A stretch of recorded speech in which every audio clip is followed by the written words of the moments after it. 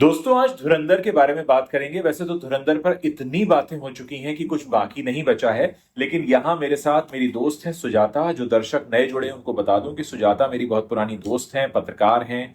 कई सारे अखबारों में काम किया है, हिंदुस्तान में लिखती रही हैं, दिल्ली प्रेस में लिखती रही हैं। और जब भी हम लोग फिल्म देखते हैं तो कई बार हम फिल्म पर चर्चा भी करते हैं। मेरे और सुजाता की फिल्म देखने में फर्क यह है कि जिस दिन मैंने धुरंधर देखी थी वो धुरंधर का पहला दिन था। किसी को कुछ ज्यादा पता नहीं था। लेकिन जब बहुत सारे लोगों ने धुरंधर देख ली तो अभी हाल ही में कल सुजाता पहुंची, धुरंधर देखकर आई हैं। तो जब ये धुरंधर देखने गई थी तो इनको काफी सारी एक्सपेक्टेशन शायद रही होंगी। तो अब हम इनसे बात करेंगे कि धुरंधर में इन्होंने क्या देखा, क्यों धुरंधर जैसी फिल्में चल रही हैं, धुरंधर में लोगों को क्या पसंद आ रहा है, और आजकल जो एक सिनेरियो बन गया है, कुछ रियलिस्टिक घटनाओं पर बेस्ड फिल्में जो आ रही हैं या वेब सीरीज भी आ रही हैं, तो उसकी तरफ क्या इनका सोचना है, नजरिया है। मेरा रिव्यू आप देख चुके हैं, इसलिए पहले हम सुजाता से शुरू करेंगे। सुजाता, जब तुमने प्लान किया कि धुरंधर देखने जा रहे हैं तब तक धुरंधर का शोर मच गया था, हर तरफ अक्षय खन्ना हो रहा था। तो क्या एक्सपेक्टेशन थे धुरंधर देखते समय? क्या वो पूरे हुए, नहीं हुए? उम्मीद से ज्यादा निकली, उम्मीद से कम निकली? क्या लगा? मुझे मैं बोलूँगी धुरंधर पर तुमने सही बोला एकदम कि इतनी ज्यादा धुरंधर पर बात हो चुकी है। आप जिससे भी बात कर रहे हो वो या तो धुरंधर देख के आ चुका है या देखने जा रहा है। तो एक तो वहीं पे बिल्डअप हो जाता है कि आपके आसपास सब देख रहे हैं, तो ऐसा क्या खास है। फिर जब इसका ट्रेलर देखा, मतलब मैं फिल्मों के ट्रेलर से बहुत ज्यादा जल्दी ऐसा मुझे नहीं वो करता, लेकिन इसका ट्रेलर में अक्षय खन्ना ने जो जिस तरह से दिखे हैं, जिस तरह का उनका अपीयरेंस है, तो वो एक अपनी छवि छाप छोड़ जाते हैं, मतलब छाप एक छोड़ छवि जाता है। जाते हैं, एक लगता है कि हाँ इसे जाके देखना चाहिए।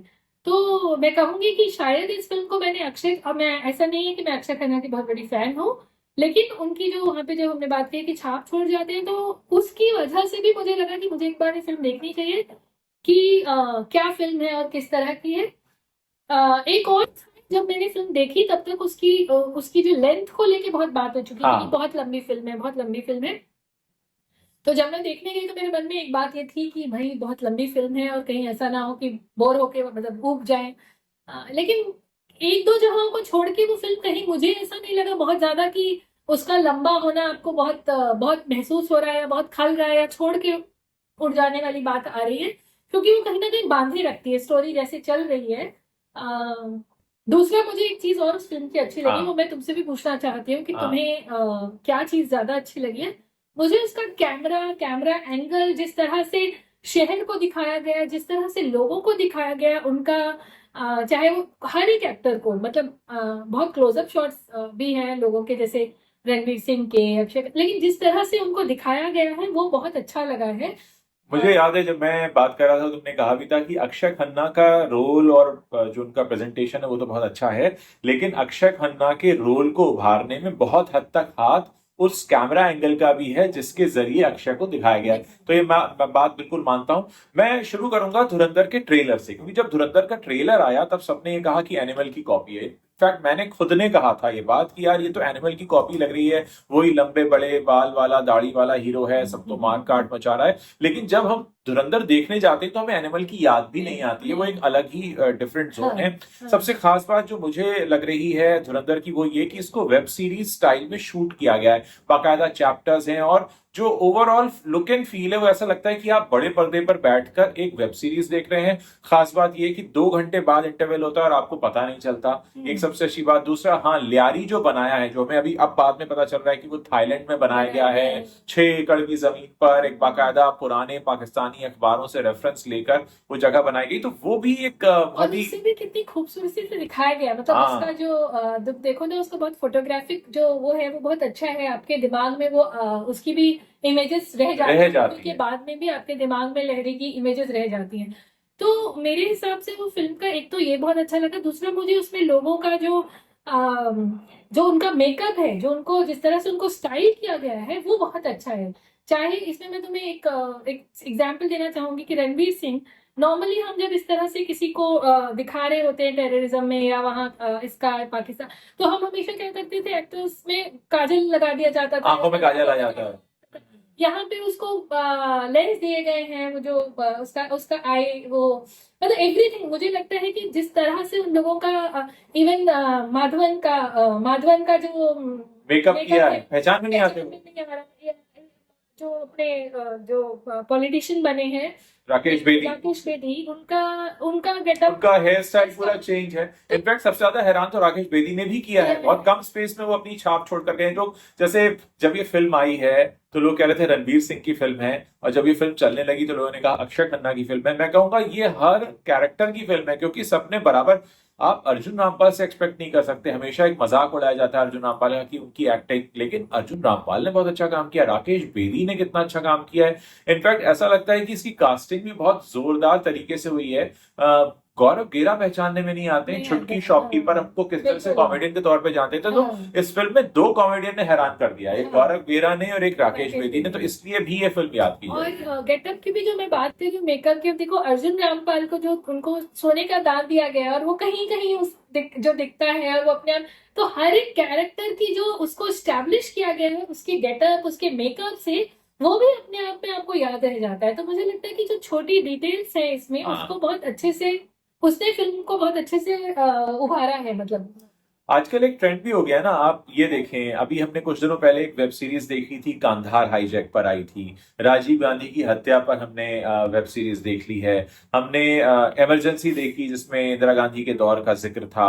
या फिर हम बात करें कांधार हाईजैक जहां से ये शुरू होता है, तो कहीं ना कहीं मुझे लगता है कि ये कहानियां, आजकल जो माहौल बना है, अगर हम धुरंधर की बात करें तो आज के माहौल की बाकी की वेब सीरीज और फिल्मों की भी बात कर लेते हैं, जो उन ऐतिहासिक घटनाक्रमों पर बनी है जिनको हमारी उम्र के लोगों ने, जो 40 और 50 साल के बीच के हैं, उन्होंने अपनी जिंदगी में देखा है। हमने अपने सामने देखा है संसद पर अटैक हुआ था, हमने अपने सामने देखा है 9/11 हुआ था, 26/11 हमारे सामने हुआ, हमारे सामने इंदिरा गांधी की हत्या हुई, राजीव गांधी की हत्या हुई। ये सारी चीजें तो हम कहीं ना कहीं से रिलेट करते हैं। तुम बिल्कुल सही कह रहे हो, हमारी जनरेशन के समय की चीजें हैं जिन्हें, जो जैसे होती चली गई, हम जिस समय हम हम हमारे सामने हो रही थी, हमने उन स्टोरीज में दिलचस्पी ली, उनको सुना, जाना, समझा, वो न्यूज थी एक तरह से बड़ी, और अभी वो पीछे चली गई, तो हमारे लिए एक तरह से वो हिस्ट्री, मतलब मैं उसको कहूंगी कि जो हिस्ट्री होती चली गई। अभी जो नई जनरेशन है, उनको नहीं पता कि पार्लियामेंट पे अटैक हुआ था, कब हुआ था, कैसे हाँ, हुआ था। तो उनके लिए मुझे लगता है कि बहुत रेफरेंस पॉइंट जैसा है कि जब भी वो इस तरह की फिल्म देखते हैं, फिर वो जाके, अब आज के समय तो गूगल और सब इतना है कि जब भी वो कोई ऐसी स्टोरी पढ़ते हैं लोग, या देखते हैं, सुनते हैं, तो जाके उस पर जरूर रिसर्च करते हैं, या देखते हैं कि अच्छा ये कब हुआ था, कैसे हुआ था, क्या था। तो उनको भी पता चल रही है रीजन, क्योंकि हम बहुत पुराना इतिहास तो पढ़ते हैं, हाँ, तो जो हाँ, हमें अपनी किताबों में पढ़ा दिया जाता है, स्कूल में पढ़ा दिया जाता है, उस पर बात होती है।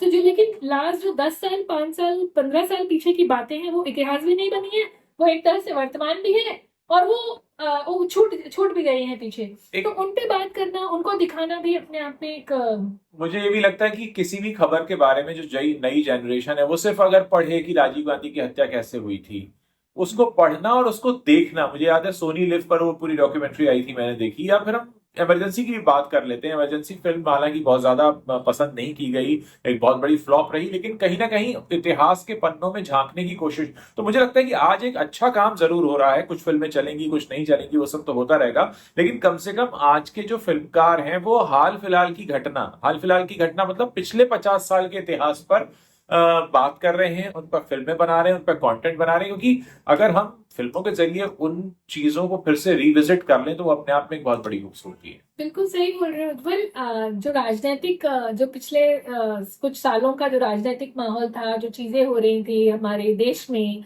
राजनीति में, वो सब चीजों को जानना तो अच्छा है, और फिल्मों के जरिए जानना, तुम्हारी बात सही है कि वो आपको याद रह जाती हैं, वो आपके एक दिमाग में रह जाती हैं।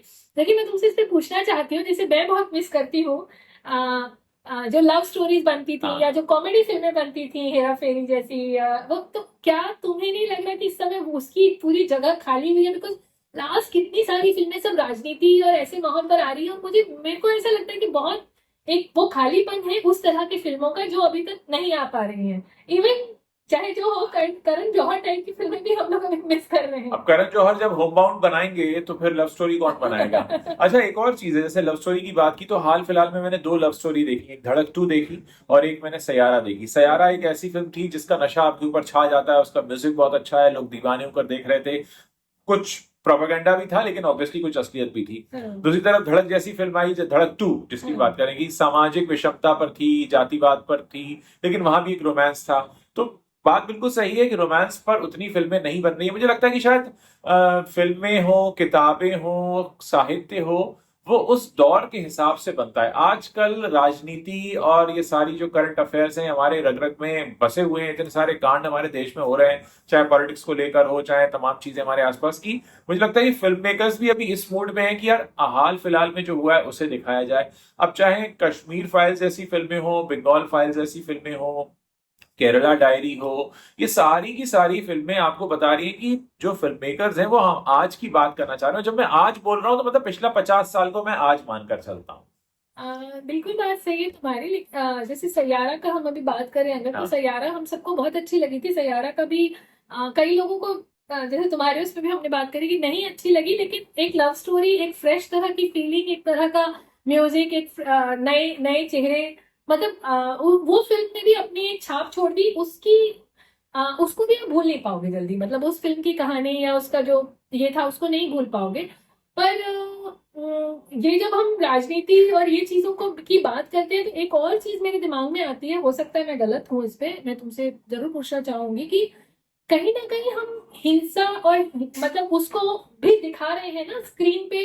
तो मेरे मतलब है जब हम इतने स्ट्रेस वाले माहौल में हैं जहाँ दिन पर दिन रोज का दिन भी ऑलरेडी हम बहुत स्ट्रेस्ड हैं। स्ट्रेस्ड हैं, तो जो उस तरह की फिल्में थी कि कॉमेडी फिल्म है, लव स्टोरी है, वो हम देखने जाते थे दिन खत्म करके या संडे को फैमिली के साथ। अभी अगर हम धुरंधर बहुत अच्छी मूवी है, नो डाउट एट गुड, लेकिन जब हम देखने जा रहे हैं तो हम बच्चों को नहीं ले जा सकते उसमें, है ना। गालियां बहुत है। गालियां हैं, हिंसा, मतलब आप उंगलियां करते हैं, वो सब, हाँ। तो वो जो चीजें हैं, तो कहीं ना कहीं इस समय उस वो स्पेस खाली है जिसमें कि हम एक फैमिली फिल्म जिसमें हम बच्चों के साथ जाएं और फिल्में देखें, वो फैमिली फिल्म एक आई थी, मैं बताना चाहूंगा दर्शकों को, शायद कुछ लोगों ने देखी होगी, किस किस को प्यार करूं 2। फिल्म में कोई बुराई नहीं है, आपका आराम से 3 घंटा बढ़िया टाइम पास हो जाता है, लेकिन क्योंकि वो गलत टाइम पे रिलीज हुई धुरंधर के सामने, अब आप देखिए अगस्त नंदा की फिल्म को भी आगे कर दिया गया, 25 दिसंबर को आने वाली थी, 21 अब उसे 1 जनवरी कर दिया गया। तो अभी देखिए क्या होता है जब फिल्म चलती है। सैयारा जब चल रही थी तो सब पीछे हट गए थे, यार सैयारा चल रही है, अभी धुरंधर चल रही है तो पीछे हटना पड़ेगा। मुझे लगता है कि फिल्में एक माहौल सेट करती हैं और फिर उसके बाद माहौल जब बदलता है तो दूसरों को जगह मिलती है। सैयारा ने माहौल सेट किया लव स्टोरी का, देखते हैं आने वाले समय में कितनी लव स्टोरी बनती है। धुरंधर ने भी एक माहौल सेट किया है। अच्छा, धुरंधर का माहौल तो अगले मार्च तक रहने वाला है, क्योंकि 19 मार्च का लोगों को इंतजार है कि पार्ट 2 आ रहा है। हालांकि पर्सनली मुझे ये लगा कि अगर इतनी गालियां नहीं होती तो शायद बेहतर था। ये मेरी पर्सनल चॉइस हो सकती है कि इतनी ज्यादा गालियां भर देना, कई बार आपको लगता है यार कुछ तो कम होता है इसमें। हाँ वो हो सकता है, लेकिन मुझे लगता है कि कहानी की शायद कई बार जगहों पे जैसे हम कहते हैं ना डिमांड, कि अगर वो हाँ, नहीं होती तो कैरेक्टर की डिमांड वहां गाली देगा वो कैरेक्टर। कैरेक्टर उस तरह से बिल्डअप है कि हाँ उस तरह का माहौल जो दिखा रहे हैं तो वहां पे, लेकिन हम देखते हैं जो नई हाँ, आने वाला टाइम है उसमें किस तरह का फिल्में आती है और 2 का क्या वो रहता है, ये भी देखने की हमसे ज्यादा बिल्कुल कोशिश करेंगे। मैं तो अपने चैनल पर रिव्यू करता ही रहता हूँ, लेकिन मुझे अच्छा लगेगा तुम्हारे साथ बैठकर फिल्म को डिस्कस करना, क्योंकि एक कॉमन ऑडियंस का क्या टेक है वो भी आ जाता है, एक फैमिली पर्सन उसको कैसे देखता है वो भी आ जाता है, और साथ ही है कि दो पर्सपेक्टिव जब मिलते हैं तो समझ में आता है कि एक ही फिल्म को दो नजरिए से कैसे देखा जा सकता है। बहुत अच्छा लगा तुमसे बात करना, एज यूजुअल हम आगे भी बात करते रहेंगे। एंड थैंक यू दोस्तों इस बातचीत को सुनने के लिए। अगर पसंद आया है तो इसे शेयर कीजिए, आप अपनी बात भी हमारे साथ साझा कीजिए। हमें किसी का फोन आ रहा है इसलिए वीडियो हमें कट करना पड़ेगा, लेकिन आई होप कि आपने हमारे इस कन्वर्सेशन को एंजॉय किया होगा। Thank you. Thank you.